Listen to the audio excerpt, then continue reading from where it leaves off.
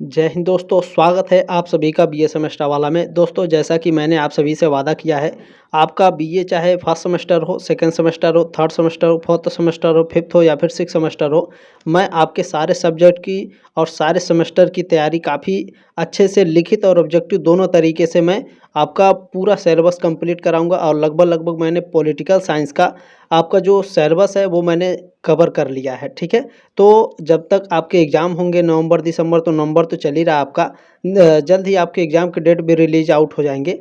तो आपके एग्ज़ाम से पहले महासंग्राम रिवीजन क्लासेस भी आपको प्रोवाइड करा दी जाएंगी। उसके पहले मैं आपको कोशिश कर रहा हूँ कि कम से कम 2-3 क्वेश्चन पेपर प्रीवियस ईयर के प्रोवाइड करा दूँ सारे सब्जेक्ट की। ठीक है, तो ताकि आप लोगों का जो तैयारी है काफ़ी अच्छे से हो सके, लिखित और ऑब्जेक्टिव दोनों की। ठीक है, तो चिंता करने की आवश्यकता नहीं है, बीए सेमेस्टर वाला आपके साथ खड़ा है, आपको चिंता करने की आवश्यकता नहीं है। दिन रात आपके लिए मैं मेहनत करता हूँ साथियों। तो प्लीज़ इस क्वेश्चन पेपर को आगे ज़रूर सेंड करिएगा। और मैं आपको बता देता हूँ, इस क्वेश्चन पेपर को पूरा देख लीजिएगा। उसके बाद डिस्क्रिप्शन बॉक्स में जब जाएंगे प्लेलिस्ट में, तब आपको लगेगा हाँ सर हमारे लिए मेहनत किए हैं। प्लेलिस्ट में मैंने आपके और भी क्वेश्चन पेपर सॉल्व कराए हैं, मॉडल पेपर सॉल्व करा है। एग्ज़ाम से पहले आपको महासंग्राम रिवीजन क्लासेस भी आपको दे दूंगा मैं दोस्तों, तो चिंता करने की आवश्यकता नहीं है। ठीक है, इस क्लास को पूरा देखिएगा और इस क्लास को देखने के बाद प्लेलिस्ट में जितने भी क्लासेस हैं सभी को देख लीजिएगा। मैं गारंटी लेता हूँ आपके एग्ज़ाम में एक भी क्वेश्चन छूटेगा नहीं। ठीक है, चलें स्टार्ट करते हैं आज की क्लास साथियों। आज के इस क्लास में हम लोग कवर करेंगे बीए फर्स्ट सेमेस्टर का पॉलिटिकल साइंस यानी राजनीति शास्त्र। आपके पेपर का नाम है Indian national movement and constitution of India. ठीक है, 2022-23 का ये क्वेश्चन पेपर है। दीनदयाल उपाध्याय डीडीयू यूनिवर्सिटी का ये क्वेश्चन पेपर है। तो आप लोग इसे पूरा देखेंगे। ठीक है, चले ये जो क्वेश्चन पेपर साथियों, ये एमसीक्यू बेस्ड पे क्वेश्चन पेपर है। मैंने आपके लिखित क्वेश्चन पेपर भी सॉल्व कराए हैं। ठीक है, डिस्क्रिप्शन बॉक्स में लिंक है जिनका लिखित एग्जाम है। जैसे मैं बता देता हूँ, आपका राम मनोहर लोहिया अवध विश्वविद्यालय है, वीर बहादुर सिंह पूर्वांचल यूनिवर्सिटी है, और महात्मा गांधी काशी विद्यापीठ है।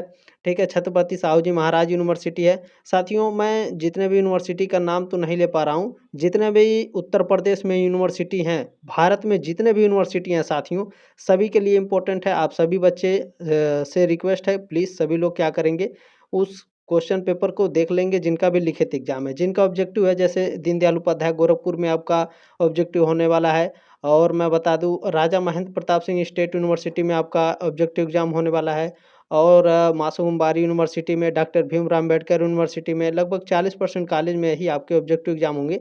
लगभग 60% कॉलेज में आपके लिखित एग्जाम होंगे। तो लिखित एग्जाम की भी आपकी तैयारी कराई जा रही है। तो प्लीज़ इस क्वेश्चन पेपर को आगे व्हाट्सएप पर जरूर सेंड करिएगा, ये आपकी जिम्मेदारी है और आपसे रिक्वेस्ट भी है, बहुत ज़्यादा रिक्वेस्ट है। ठीक है, चले।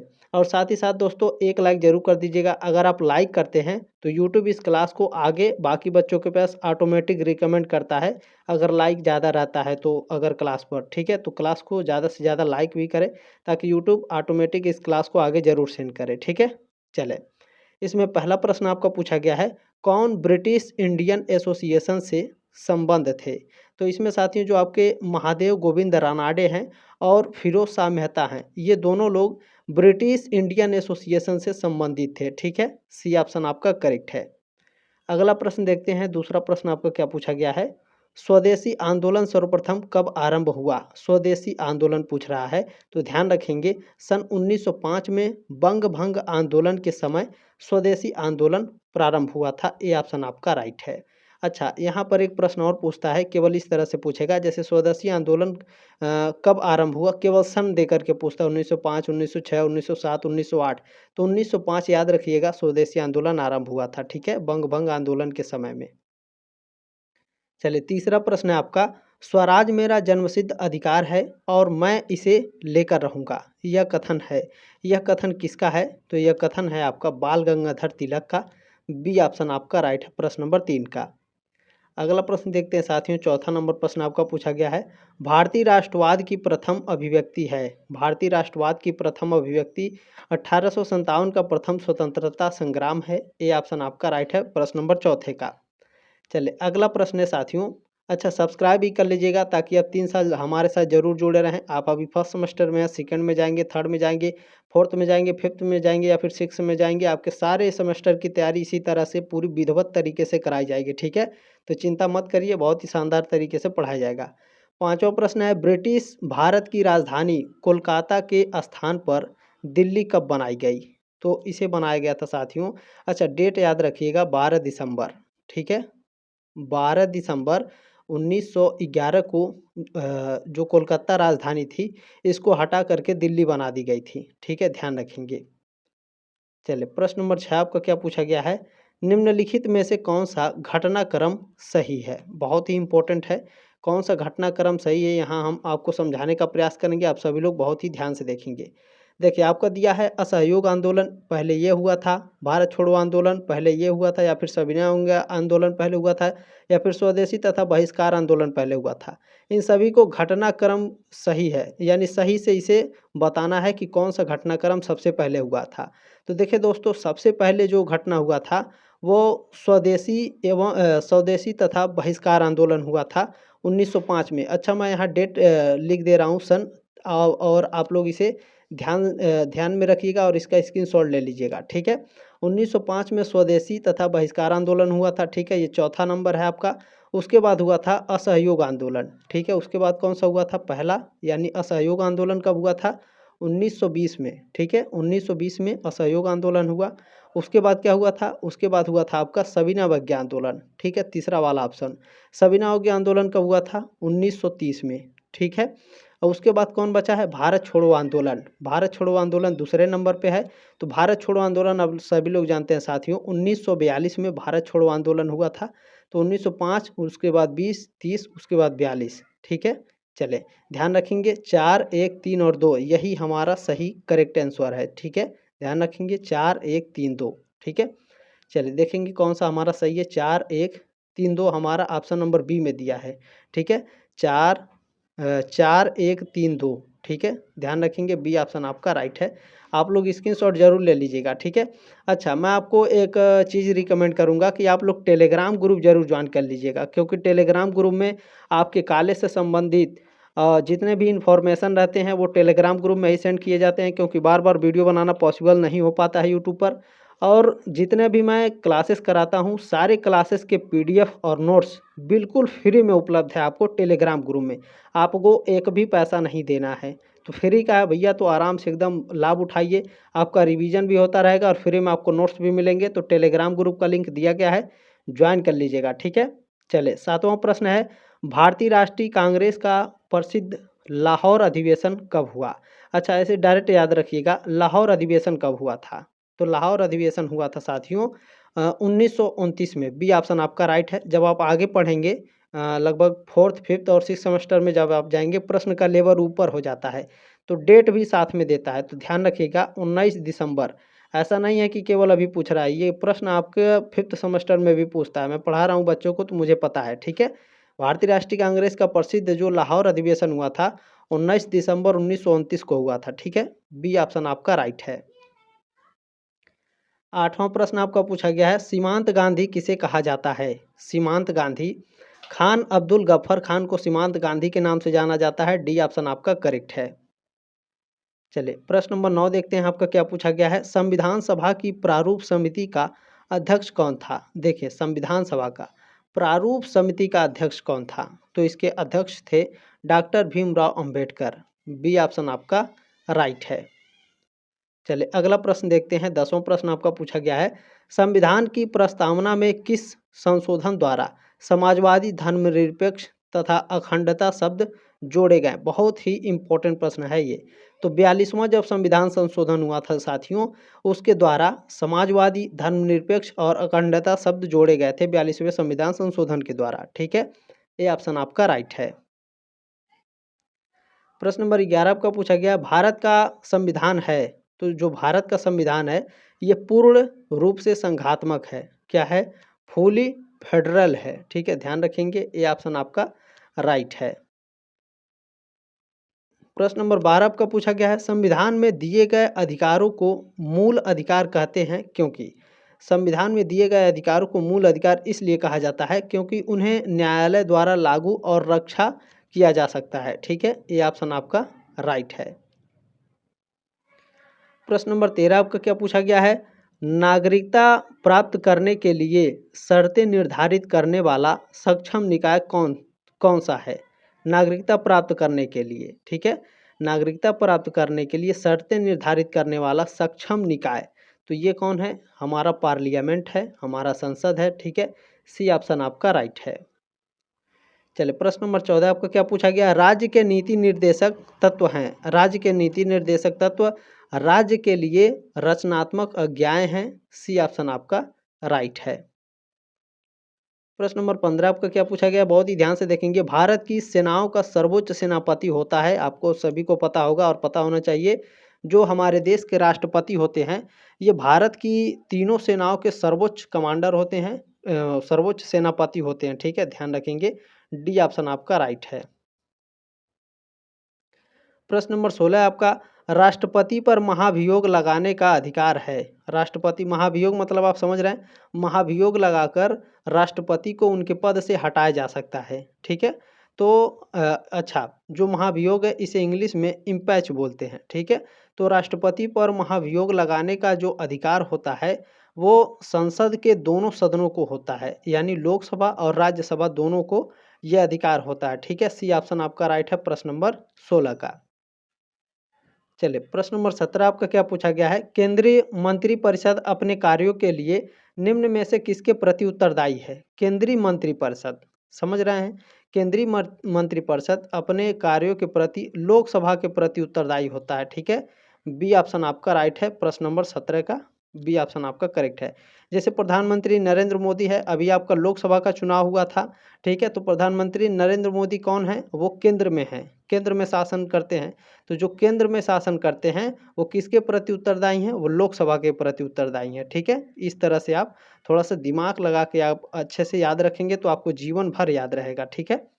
चलिए 18 नंबर प्रश्न है, कोई विधेयक वित्त विधेयक है अथवा नहीं, इसका निर्णय कौन करता है? तो इसका निर्णय लोकसभा के अध्यक्ष करते हैं, ठीक है। कोई विधेयक वित्त विधेयक है या नहीं, इसका निर्णय कौन करेगा?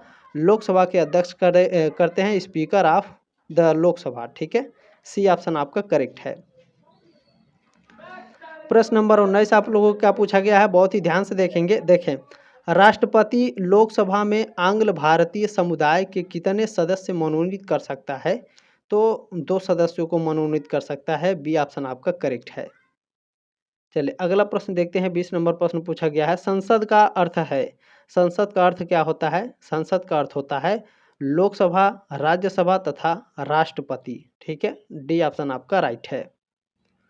चलिए प्रश्न नंबर 21 देखेंगे साथियों, क्या पूछा गया है? राष्ट्रपति किसे प्रधानमंत्री नियुक्त करता है? तो जो राष्ट्रपति होता है वो लोकसभा में बहुमत दल के नेता को प्रधानमंत्री नियुक्त करता है। ये ऑप्शन आपका राइट है, ठीक है। यानी राष्ट्रपति प्रधानमंत्री का नियुक्ति किसके द्वारा होता है? राष्ट्रपति के द्वारा होता है। लेकिन जो राष्ट्रपति प्रधानमंत्री का नियुक्ति होता है ये लोकसभा में बहुमत दल के नेता के द्वारा होता है, यानी लोकसभा में जितने सदस्य होते हैं उसमें से 2/3 वोट होना चाहिए कि प्रधानमंत्री हमको किसको बनाना है, तभी जाके वो राष्ट्रपति प्रधानमंत्री का चुनाव कर सकते हैं, ठीक है। ये बात आप लोग ध्यान रखेंगे। प्रश्न नंबर 22 आपका, राज्यसभा सदस्य कितनी अवधि के लिए निर्वाचित होते हैं? राज्यसभा के सदस्य साथियों 6 वर्ष के लिए निर्वाचित होते हैं। बी ऑप्शन आपका राइट है। चलिए 23 नंबर प्रश्न आपका पूछा गया है, उपराष्ट्रपति का निर्वाचन कौन करता है?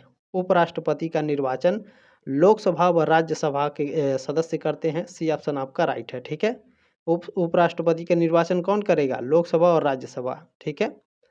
चलिए 24 नंबर प्रश्न है आपका, राज्य की कार्यपालिका का संवैधानिक प्रधान होता है। राज्य की कार्यपालिका का संवैधानिक प्रधान कौन होगा भैया?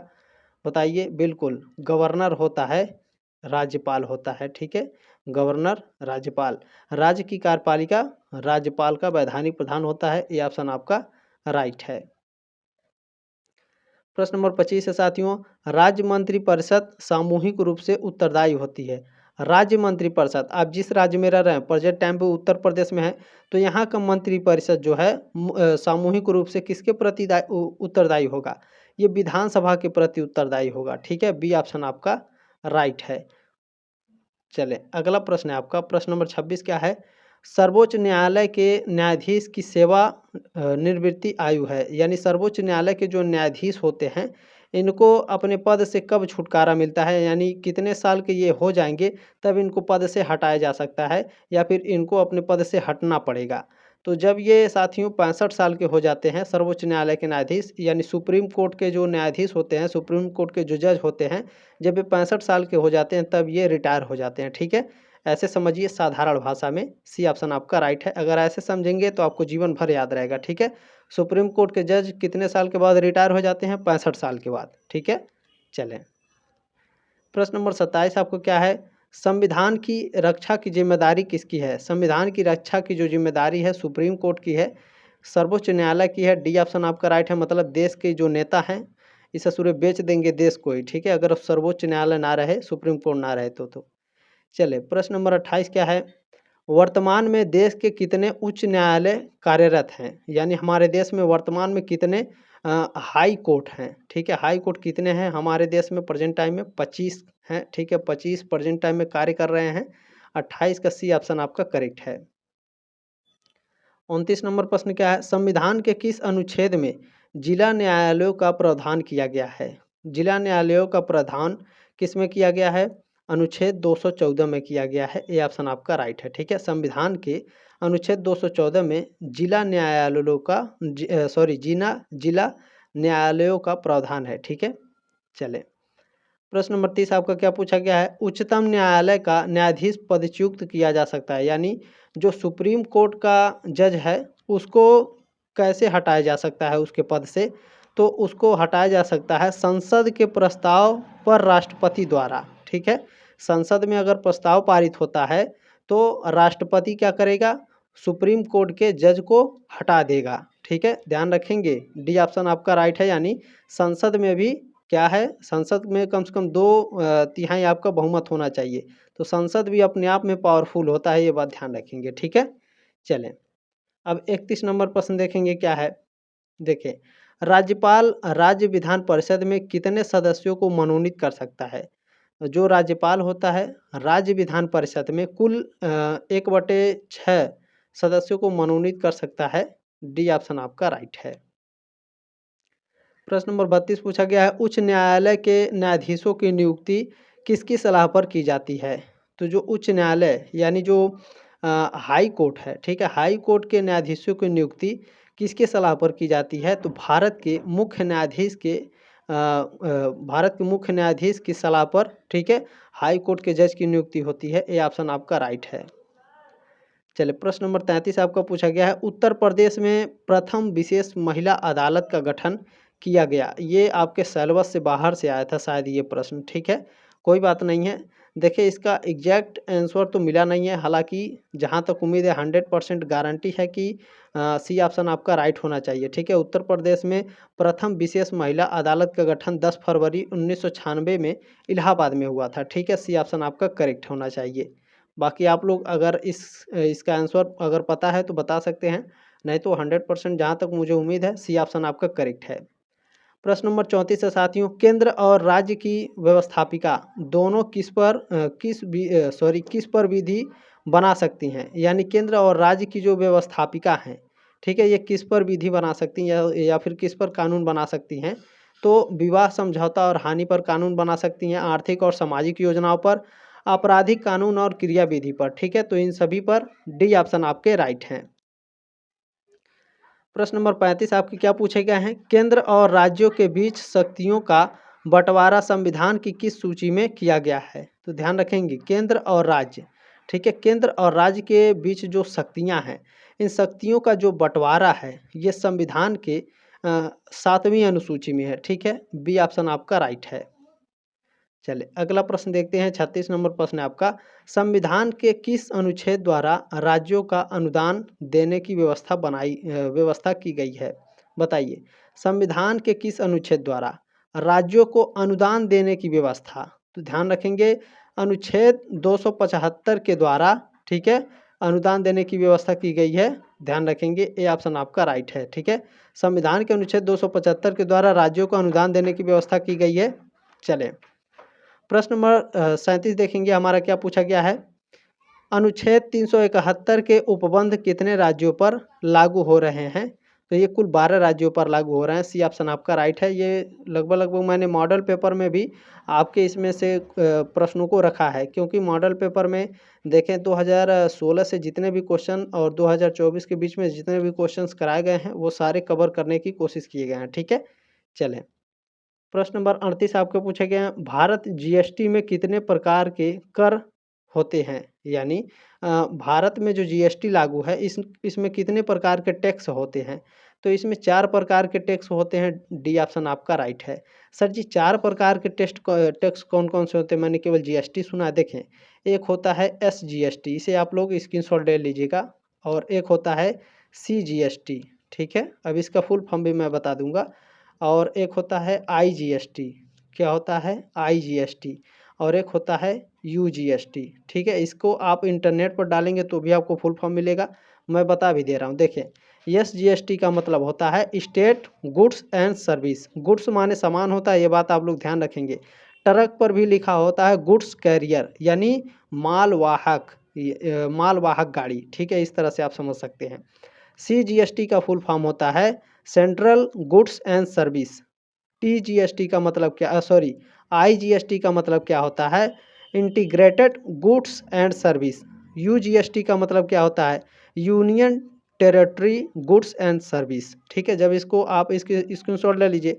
इसको जब आप इंटरनेट पर डालेंगे या फुल फॉर्म लिखेंगे तो इसका आपका हिंदी और इंग्लिश दोनों में फुल फॉर्म आ जाएगा। ठीक है, तो इसे अच्छे से जरूर पढ़ेंगे। चलिए, प्रश्न नंबर 39 देखेंगे साथियों, आपका क्या है? राष्ट्रीय अनुसूचित जनजाति आयोग का गठन कब किया गया? तो इसका गठन किया गया था साथियों 2004 में। अच्छा, आप लोग डेट भी याद रखिएगा, क्योंकि डेट भी आपका पूछा जाएगा आगे। ठीक है, कभी कभी पूछ भी देता है। 19 फरवरी 2004 को राष्ट्रीय अनुसूचित जनजाति आयोग का गठन किया गया था। चलिए, ये लास्ट प्रश्न है। 40वां प्रश्न क्या पूछा गया है? किस संविधान संशोधन द्वारा मताधिकार की आयु 21 वर्ष से घटाकर 18 वर्ष कर दी गई है? गारंटी है ये 2024 एग्जाम में, 2025 एग्जाम में ये प्रश्न गारंटी के साथ ही आएगा। बहुत ही इंपॉर्टेंट प्रश्न है ये, लगभग हर साल पूछा जाता है। ठीक है, तो ध्यान रखेंगे, 21 वर्ष से घटाकर 18 वर्ष की कर दी गई थी। ये भारत के संविधान में जो संशोधन हुआ था, 61वां संविधान संशोधन, इसके द्वारा 21 वर्ष से घटाकर जो आयु थी इसे 18 वर्ष कर दी गई। यानी पहले आप 21 साल के होते थे तब आप वोट डालते थे, लेकिन जब भारत में 61वां संविधान संशोधन हो गया तो आप जब 18 साल के हो गए तब आप वोट डाल सकते हैं। ठीक है, एकदम आसान भाषा में समझ लिए, आप ज़िंदगी भर याद रहेगा।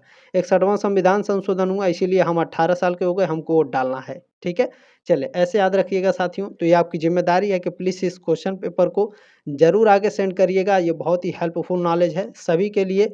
डीडीयू के लिए राजा महेंद्र प्रताप सिंह राज्य विश्वविद्यालय है, उसके लिए माँ सुकुमारी यूनिवर्सिटी है, डॉक्टर भीमराव अम्बेडकर यूनिवर्सिटी है। मैं जिसका नाम नहीं ले पा रहा हूँ, जितने भी यूनिवर्सिटी हैं जहाँ भी आपके ऑब्जेक्टिव एग्जाम है, उस सारे स्टूडेंट बाबू ज़रूर इस क्लास को शेयर करिएगा। बहुत ही इंपॉर्टेंट ये क्वेश्चन पेपर है। डिस्क्रिप्शन बॉक्स में जाइए, वहाँ पर प्लेलिस्ट का लिंक है। प्लेलिस्ट में मैंने बहुत से मॉडल पेपर, क्वेश्चन पेपर आपके सॉल्व कराए हैं, तो उन सभी को देख लीजिएगा।